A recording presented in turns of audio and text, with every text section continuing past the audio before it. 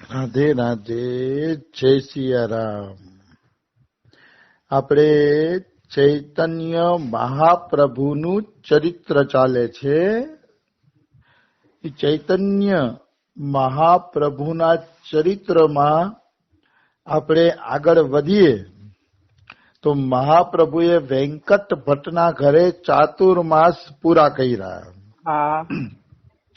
ચાતુર્માસ પૂરા કરીને પ્રબોધાનંદ સરસ્વતી અને 10 વર્ષના ગોપાલ ભટ્ટ ગોસ્વામી આ બંને ઉપર કૃપા વરસાવીને ચૈતન્ય મહાપ્રભુ હવે આગળની યાત્રાએ નીકળવાની તૈયારી કરે છે. તો વેંકટ ભટ્ટ એને આગ્રહ કરી અને 2-5 દી રોકાવાની વિનંતી કરે છે. એટલે મહાપ્રભુ કે ઠીક છે, 2-5 દી રોકાઈ જાવ, પણ હવે ચાતુર્માસ થઈ ગયા છે એટલે હવે હું આગળ વધી શકી. પણ 2-3 દી રોકાઈ જાવ. તો 2-3 દી ચૈતન્ય મહાપ્રભુ રોકાઈ ગયા. તો એક દિવસ ચૈતન્ય મહાપ્રભુ ભગવાન રંગનાથના મંદિરમાં દર્શન કરવા ગયા. આમ તો નિત્ય દર્શન કરવા જતા, નિત્ય ત્યાં ચૈતન્ય મહાપ્રભુનું નૃત્ય થતું અને હજારો માણસોની ભીડ મહાપ્રભુજીના દર્શન કરવા આવતી, હજારોની ભીડ. પણ આજે ચૈતન્ય મહાપ્રભુ દર્શન કરવા ગયા તો એક નવીન ઘટના બની.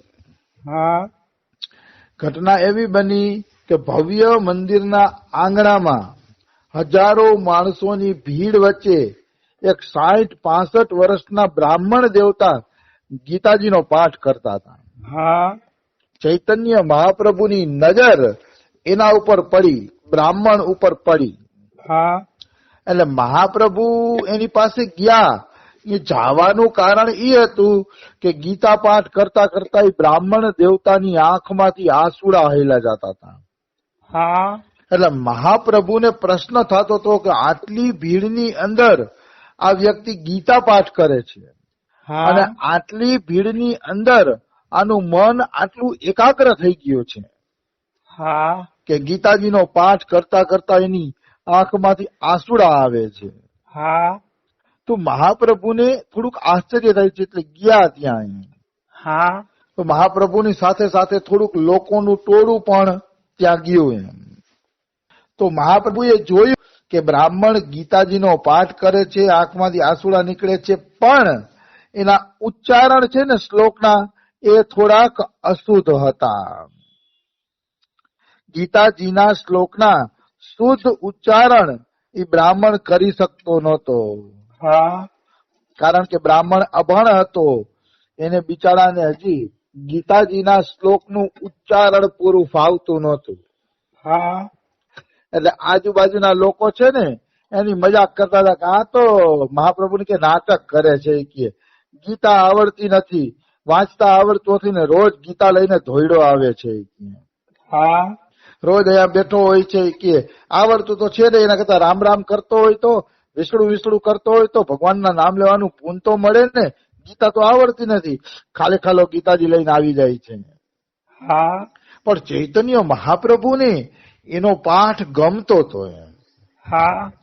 ચૈતન્ય મહાપ્રભુને એના પાઠની અંદર આનંદ આવતો હતો. એટલે ચૈતન્ય મહાપ્રભુ એનો પાઠ જોવા માંડ્યા, ધૈર્ય રાખી અને એના પાઠનું નિરીક્ષણ કરવા માંડ્યા. પછી પાઠ પૂરો થયો અને પેલા ભાઈ આંખ ખોલીને ત્યારે મહાપ્રભુએ કીધું કે વાહ રે ભાઈ વાહ, શું તમે સરસ રીતે ગીતા પાઠ કરો છો. એ કે આવો ગીતા પાઠ ક્યાંથી શીખ્યો? તો બ્રાહ્મણ ક્યારે પ્રભુ, હું તો મૂર્ખ છું. એ કે તમે આવું કેમ બોલો છો કે હું સારો પાઠ કરું છું? હું તો અભણ છું, મૂર્ખ છું, ગીતાના શુદ્ધ ઉચ્ચારણ કરતા આવડતા નથી. પણ મને મારા ગુરુજીએ કીધું છે કે બેટા આવડે કે ન આવડે તું ગીતાજી વાંચે રાખજે. આવડે તોય ભલે, ન આવડે તોય ભલે, મન લાગે તોય ભલે, ન લાગે તોય ભલે, બેટા ગીતાજી વાંચે રાખજે. તો કે હું તો પ્રભુ મારા ગુરુજીની આજ્ઞાનું પાલન કરું છું અને ગુરુજીની આજ્ઞા પ્રમાણે ગીતા વાંચું છું. કે એમાં મારી કોઈ મોટાઈ નથી, મારી કોઈ બડાઈ નથી. એવું કીધું એને. તો મહાપ્રભુ કે ઈ બધું તો ઠીક કે ચાલ તને પાઠય નથી આવડતો, ઉચ્ચારણ નથી આવડતા, ગુરુ તને આસુડા શેના આવે છે? હા મૂળ તો મહાપ્રભુના આકર્ષણનું કારણ ઈ જ હતું કે આટલા માણસો વચ્ચે એકાગ્રતાથી આ ભાઈને આસુડા કેમ આવે છે. હા મહાપ્રભુના આકર્ષણનું કારણ જ આ હતું. હા એટલે એને પૂછ્યું કે તને આ આસુડા કઈ રીતે આવે છે? ત્યારે એને કીધું કે પ્રભુ મને ગીતા તો વાંચતા આવડતી નથી પૂરી, એટલે આંખ બંધ કરીને હું જયારે ગીતા વાંચું છું ને ત્યારે કૃષ્ણ ભગવાન રથ ઉપર બેઠા બેઠા અર્જુનને ગીતાજી સંભળાવે છે ને દ્રશ્ય મારી સામે આવી જાય છે. વાહ રે વાહ.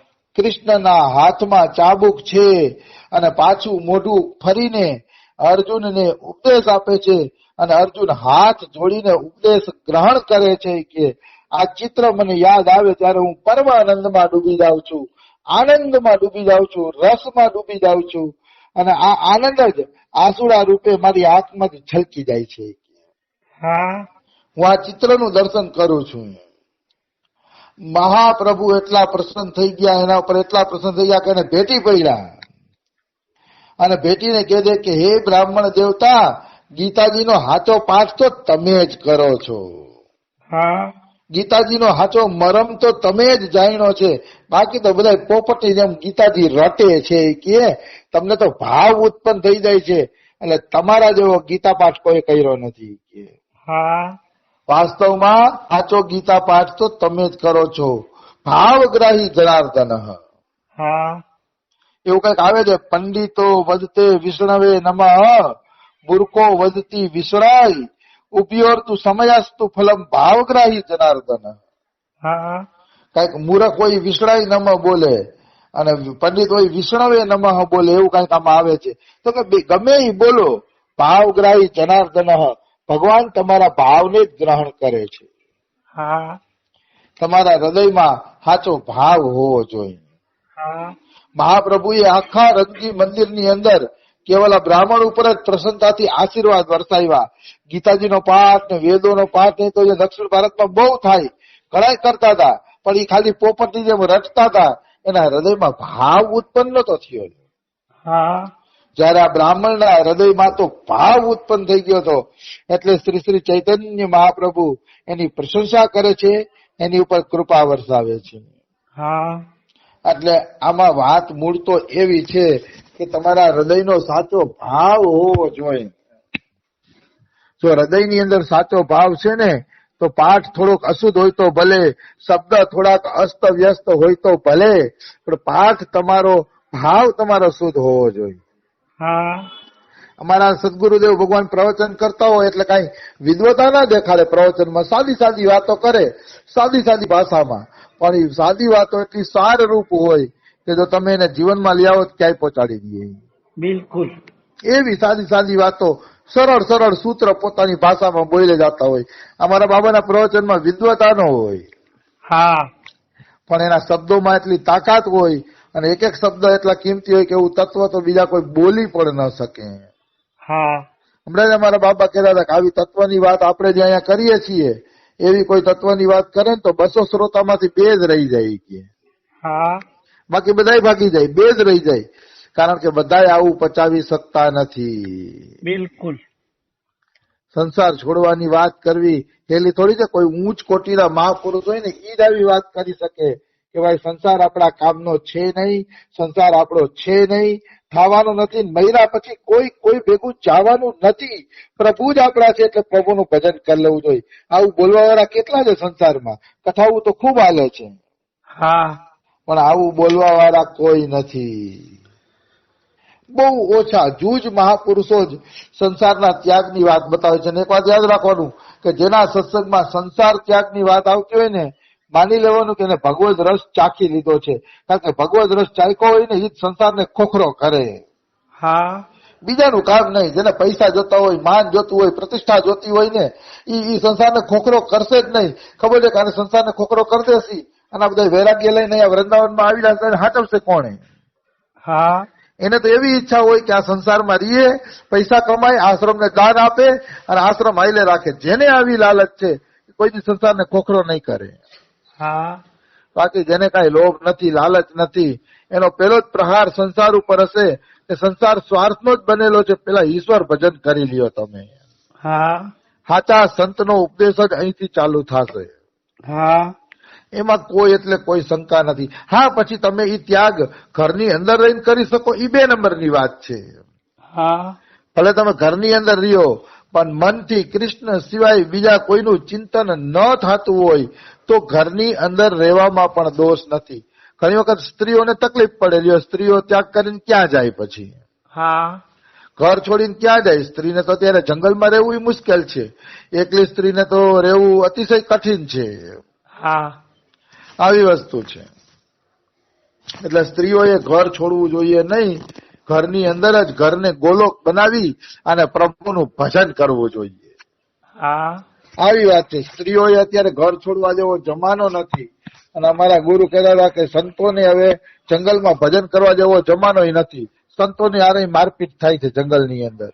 હા ઘણા લોકો મટકાના આંકડા લેવા પહોંચી જાય, આંકડા બતાવો, મટકાના હાથ કયો આંકડો નીકળવાનો છે, હા અને આંકડો ન બતાવે સંતોને મારવા માંડે છે.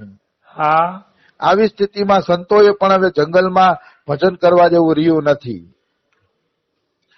તો અહીંયા ગીતાજીની જ વાત આવી છે, તો એક ગીતાજીનો પ્રસંગ લઈ લઉં. સુદર્શન સિંહજી ચક્ર કરીને એક મહાપુરુષ થયા છે ગીતા પ્રેસ ગોરખપુરની અંદર. હા નામ છે સુદર્શન સિંહજી ચક્ર. ક્ષત્રિય હતા હા અને સારા મહાપુરુષ થયા છે. તો એ એક જગ્યાએ ગીતાજીનું પ્રવચન કરવા ગયા. હા તો ગામડામાં ગીતાજીનું પ્રવચન કર્યું ને એટલે એક બાપાને ગીતા વાંચવાનું મન થયું. હા એટલે એને સુદર્શન સિંહજી ચક્રને કીધું કે મને ગીતા વાંચવાનું બહુ મન થાય છે, કે તો મને એક ગીતાજી આપશો? તો સુદર્શન કે જરૂર આપું. કે તમને ગીતા વાંચવાનું મન થયું તો ગીતાજી આપું જ ને. કારણ કે પણ મને હે ને કે વાંચતા નથી આવડતું. હા મન તો થઈ ગયું છે કે ગીતાજી વાંચવું, પણ વાંચતા નથી આવડતું.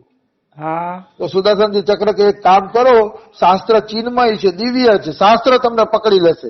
તમારે ખાલી ગીતાજીના શ્લોક ઉપર કે આંગળી ફેરવી લેવાની રોજ રોજ. હા રોજે રોજ ગીતાજીના શ્લોક ઉપર તમે આંગળી ફેરવી લેજો કે ચાવ વાંચા બરાબરનું પૂન મળી જશે. હા તો બાપા કે ઠીક છે, હું તમારી આજ્ઞાનું પાલન કરીશ. હા પછી બાપા ગીતાજી ઉપર આંગળી ફેરવીને પાઠ કરે. વાંચતા ન આવડે, ખાલી આંગળી ફેરવી અને 700 શ્લોક ઉપર. હા પછી 6 મહિના પછી સુદર્શનજી ચક્ર પાછા ઈ ગામમાં આવ્યા સત્સંગ કરવા. 6 મહિના પછી. હા 6 મહિના પછી આવ્યા ને તો ઓલો અભણ બાપો કરોકડ ગીતા બોલતો હતો. વાહ રે વાહ. કરોકડ. તો સુદર્શનજી ચક્ર કે તમને ગીતાજી કેવી રીતે આવડી ગઈ? તો કે મહારાજ, ઈ તો મને કાંઈ ખબર નથી કે મને ગીતાજી કેમ આવડી ગઈ. એટલી ખબર પડે કે તમે આંગળી ફેરવવાનું શ્લોક ઉપર કીધું હતું, તો આંગળી ફેરવતા ફેરવતા મારી જીભ અચાનક જ બોલવા માંડી અને બોલતા બોલતા હું ગીતાજી બોલવા માંડ્યો. હા ભણેલા નહોતા તોય ગીતાજી વાંચી લેતા હતા.